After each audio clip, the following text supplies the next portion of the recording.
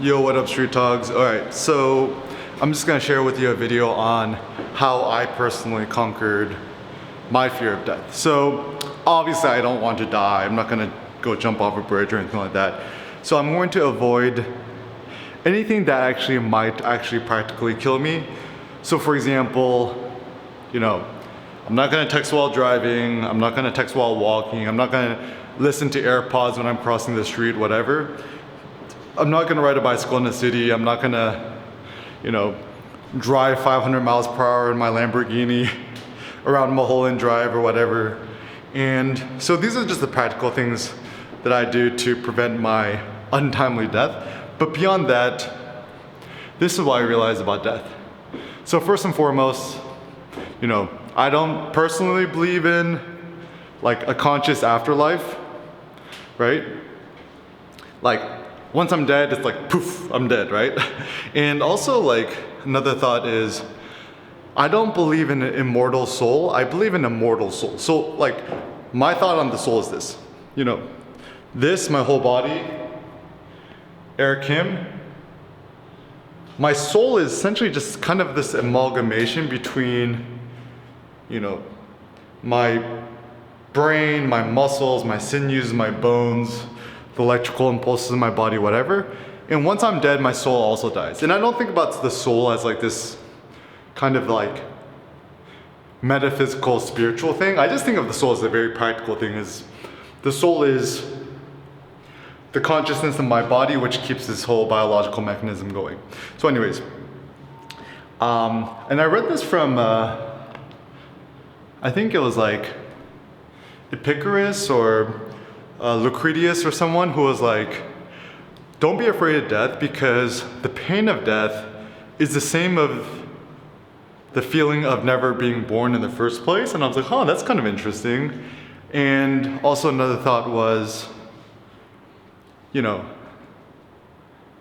generally what we're afraid of is the pain associated with death. So, experiencing extreme pain before you die. But once you're dead, it's like, you don't feel no pain. So if you're not too afraid of pain, so if you conquer the fear of pain and to you pain is like not that big of a deal. And I've experienced extreme pain. So, I could experience pain, that's cool. And once I'm dead, I'm dead. So that ain't too bad of a deal. So I think some people, the reason they're afraid of death is, it's like, oh, am I gonna go to heaven, hell, blah, blah. But like, if you don't believe in heaven and hell, what do you really have to fear? And this is where I find it interesting because I think a lot of people who are atheist or agnostic or whatever, who don't believe in whatever, they still tend to be really, really afraid. And these are kind of the weirdos in Silicon Valley who want to live forever. And I'm like, why do you want to live forever? Like it's, okay, we know like naturally the human could live to be, I think the record for guys is like we could live to be 118 and then for women it's like 122 years. So like within the 120 year mark, it's certainly possible without like these like, drinking baby stem cell juices or injecting robots in your body or just, blood boy kind of stuff like that.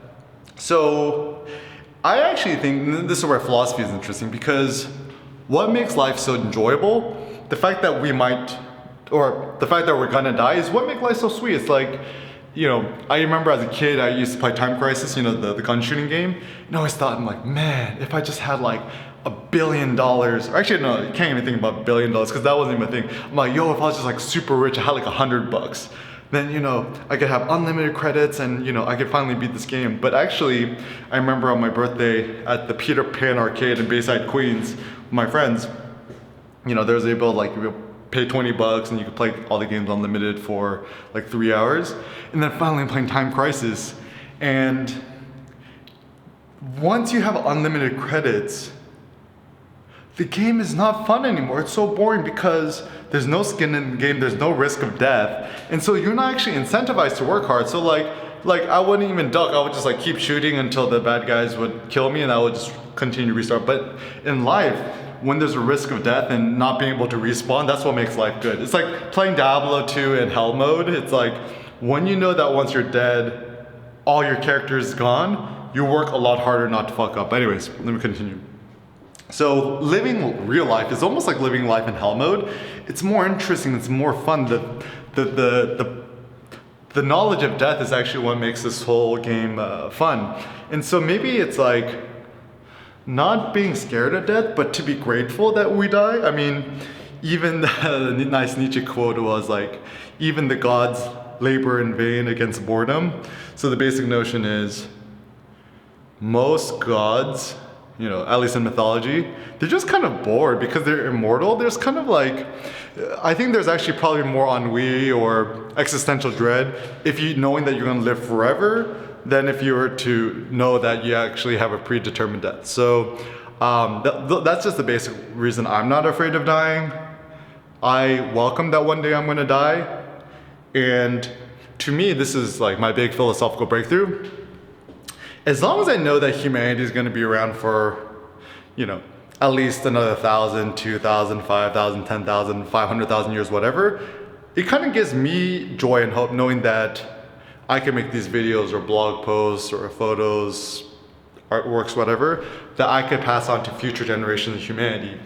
The worst existential dread is like thinking of the whole like children of man situation where humans are no longer fertile, or you know that humanity cannot continue to prolong. Then it's like, what's the point of having children or a legacy or making artworks because there's not going to be future generations. So knowing that as long as there's future generations to enjoy the fruits of our labor, our children, our genes, our artworks, our books, our artworks, whatever, then there's no afraid of dying because ultimately your life is not that important.